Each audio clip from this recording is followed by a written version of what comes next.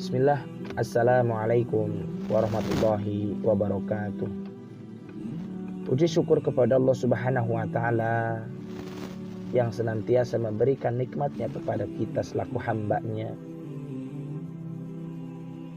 dan bersalawat kepada Nabi Muhammad Sallallahu Alaihi Wasallam dengan mengucapkan Allahumma salli ala Sayyidina Muhammad wa ala ali Sayyidina Muhammad.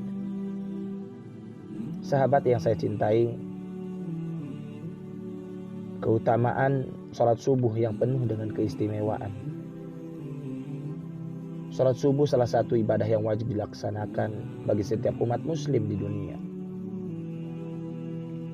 Sholat yang diperintahkan oleh Allah Subhanahu wa Ta'ala terdapat 5 waktu. Salah satunya adalah sholat subuh yang dilaksanakan pada waktu sebelum terbitnya matahari.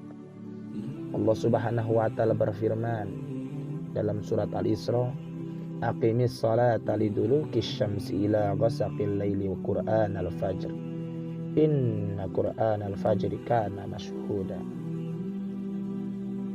Dirikanlah salat dari sesudah matahari tergelincir sampai gelap malam, dan dirikanlah pula salat subuh. Sesungguhnya salat subuh itu disaksikan para malaikat. Masya Allah.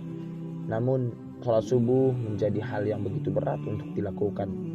Butuh perjuangan ekstra untuk dapat melakukan kewajiban. Terkadang beberapa orang melewati waktu subuh karena tidak bangun pagi untuk melakukannya. Padahal salat subuh menjadi salah satu kewajiban bagi setiap umat Islam dan memiliki keutamaan yang sangat luar biasa. Sesungguhnya salat yang paling berat dilaksanakan oleh orang-orang munafik adalah salat Isya dan salat subuh.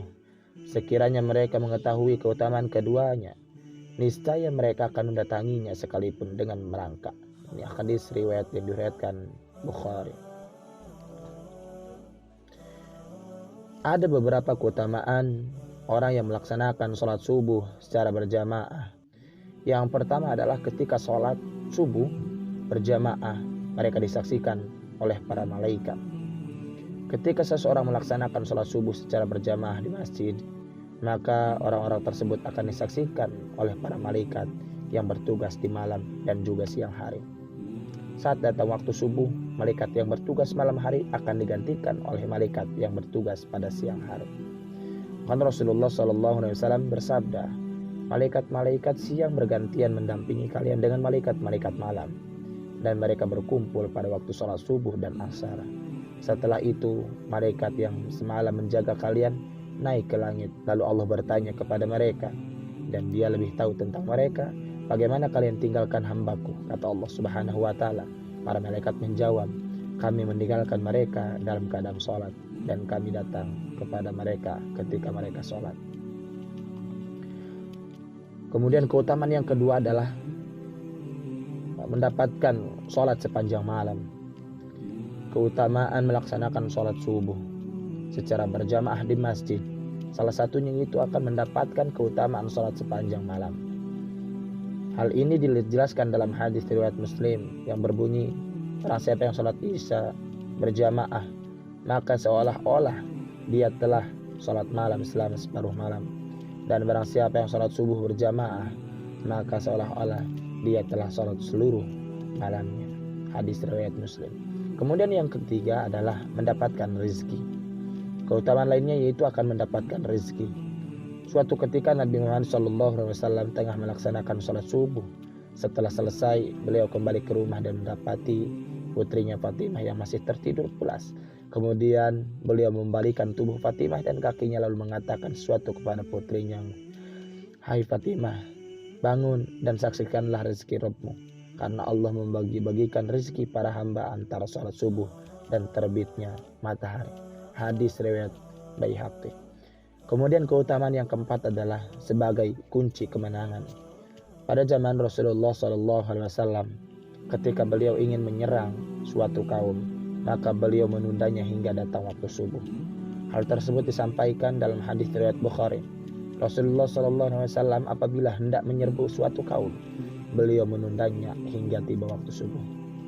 Dahulu kala pasca meletusnya perang Mesir Israel, tahun 1973 ada seorang tentara Mesir yang mengajak tentara Yahudi yang paham berbahasa Arab berbicara. Tentara Mesir tersebut mengatakan, "Demi Allah, kami akan memerangi dan mengalahkan kalian sampai ada di antara kalian yang bersembunyi di balik pohon dan batu." Kemudian pohon dan batu itu mengatakan, "Hai hamba Allah, hai Muslim, ini ada Yahudi di belakangku. Kemarilah dan bunuhlah dia." Tentara Yahudi itu menjawab, "Semua itu tidak akan terjadi sebelum sholat subuh kalian sama dengan sholat Jumat." Kemudian keutamaan yang kelima adalah melaksanakan sholat subuh lebih baik dari dunia dan juga isinya. Dalam hadis riwayat Muslim menjelaskan bahwa sholat subuh lebih baik dari dunia dan segala isinya.